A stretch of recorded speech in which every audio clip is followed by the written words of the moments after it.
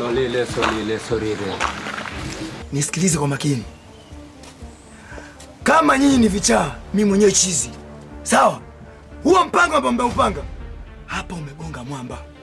Na bahati yake sikumkuta. Haki ya Mungu na kuapia. Pangeuka machijioni hapa. Ila kwa taarifa yake mimi naitwa Chita Mchiteni, mfikishe salamu. Huyu dadangu hakuokotwa. Amezaliwa na amelelewa kama wanawake wengine. Usipolipa mahali mwezi huu, 20,000 yako chumba na kurudishia. Na hapa tokalika hapa. Achague moja kati haya. Anirudishie gharama zangu zote leo kabla jua lijazama au nimkate kichwa. Yuzi ulichukua ndoo zangu 2 za maji ukampa shoga yako Solile. Na mpaka dakika hii hajazirudisha. Ni akili kweli?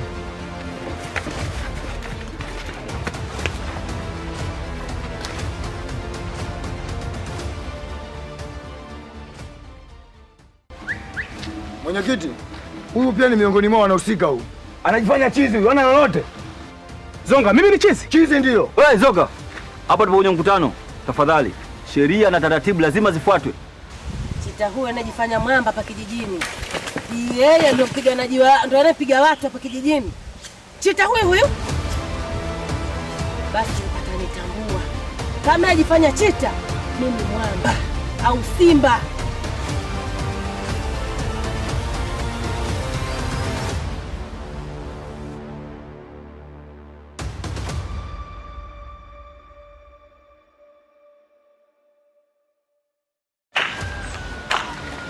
Solile.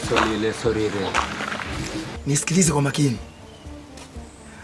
Kama nyinyi ni vichaa, mimi mwenyewe chizi. Sawa? Huo mpango ambao mmeupanga hapa umegonga mwamba. Na bahati yake sikumkuta. Haki ya Mungu na kuapia. Pangeuka machijioni hapa. Ila kwa taarifa yake mimi naitwa Chita Mchiteni, mfikishe salamu.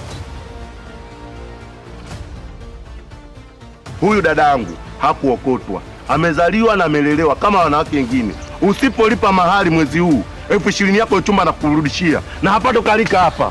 Achague moja kati haya. Anirudishie gharama zangu zote leo kabla jua lijazama au nimkate kichwa.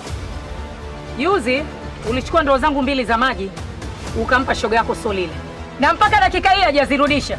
Ni akili kweli?